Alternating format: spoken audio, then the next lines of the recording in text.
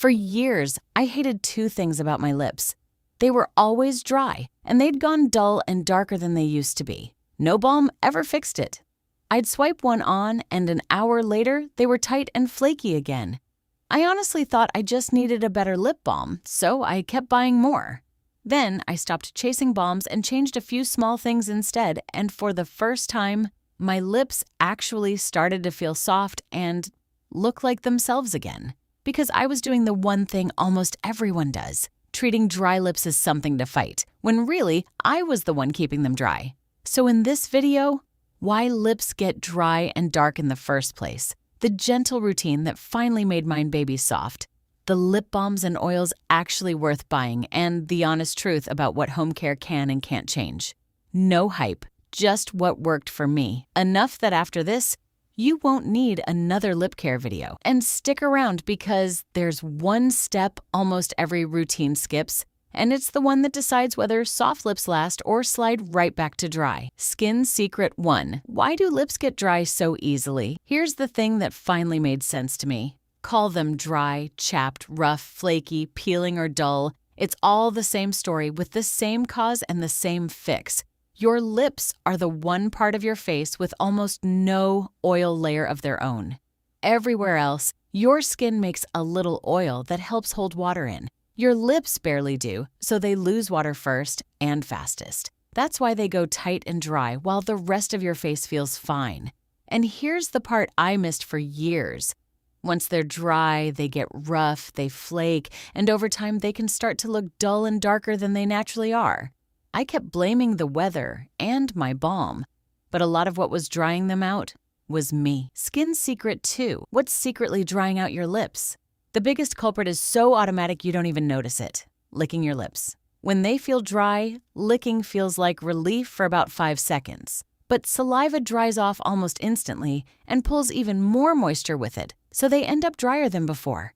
And you lick again. I was stuck in that loop all day without realizing it. Then there's peeling. When a flake lifts, it is so tempting to pull it off. I did it constantly, but half the time you're pulling off skin that wasn't ready to go and it heals back rougher and sometimes a shade darker, right where you picked. That picking was half my problem.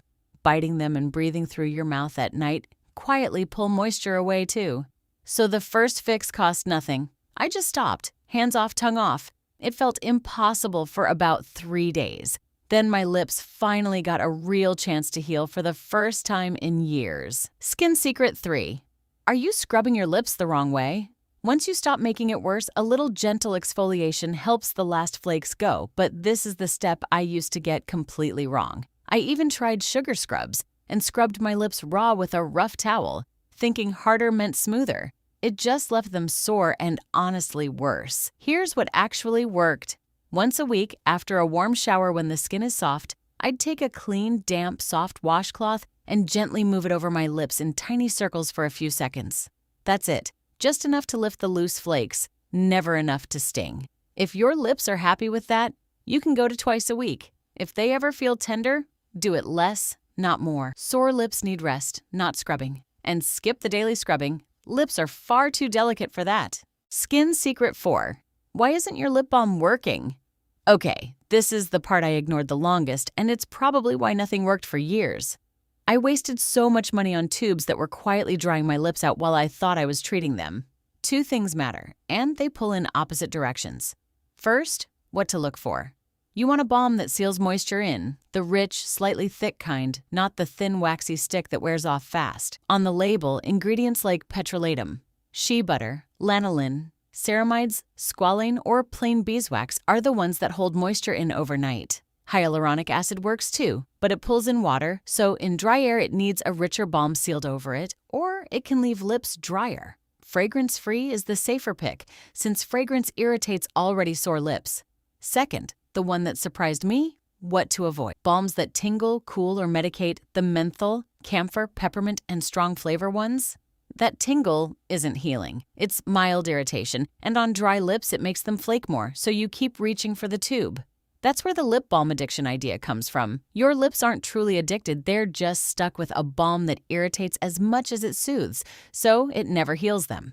Switch to a plain rich one and that loop quietly ends. That tingly tube lived in my bag for a year. I finally threw it out. Quick answers to what everyone asks here. Lip oils? Lovely for shine and a nice daytime feel, but most don't lock moisture in overnight the way a rich balm does.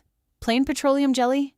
A great sealer, but it only traps what's already there. Best over a damp lip or your balm, not alone on dry ones. And fancy lip masks? Most are just a thicker balm and prettier packaging. A heavy layer of your good balm overnight does the same job. That overnight layer is genuinely when my lips got softest. Skin Secret 5. What's the one step everyone skips? It's sun protection. This is the step I promised, and the one almost every routine forgets. Here's what I didn't know. Your lips have barely any natural defense against sunlight, so the sun reaches them harder than the rest of your face.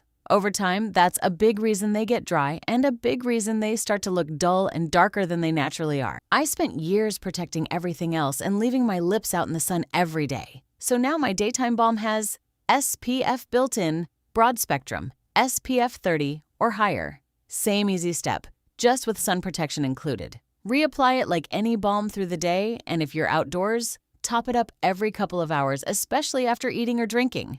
This one step is what turned soft for a day into lips that actually stayed soft. Skin Secret 6. Do those viral lip hacks actually work? Before I figured any of this out, I tried every hack online, so let me save you the trouble. Rubbing lemon on your lips? It's harsh and acidic, and it leaves them more irritated and uneven. Not better. Toothpaste?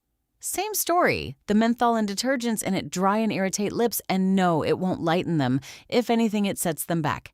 Scrubbing with a toothbrush or sugar scrubbing every single day. That's just the raw scrubbing mistake on repeat. It keeps lips sore and never lets them settle. Here's the pattern. Almost every perfect lips fast hack works by irritating your lips, and irritation is exactly what made them dry and uneven in the first place. Gentle and boring genuinely wins. Your day and night lip routine. Let me put it all together because it really is simple. All day, hands off and tongue off, the habit half does more than any product.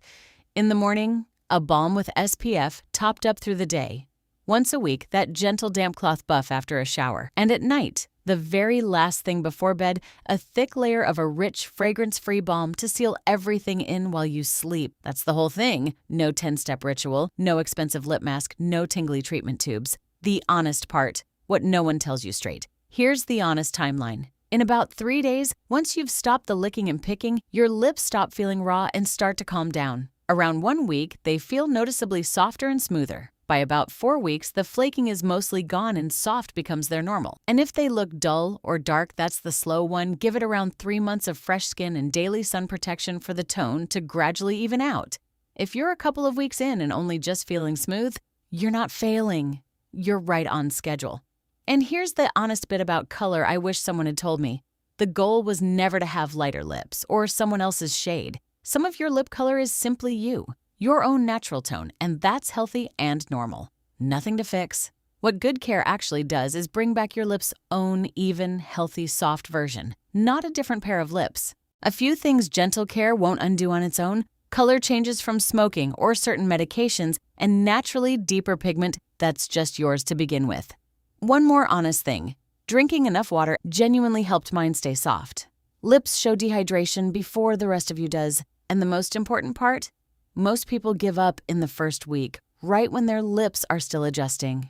Don't be most people. So after years of dry, dull lips and a drawer full of balms that never worked, what actually got them baby soft? Doing less of the damage and understanding my lips were just thirsty and unprotected, not broken. Healthy lips don't come from expensive products. They come from understanding what your lips actually need. Stop licking, buff gently, seal it in, protect it, and be patient.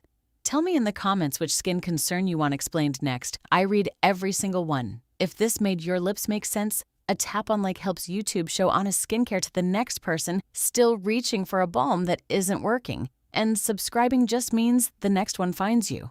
I'll see you in the next Skin Secret.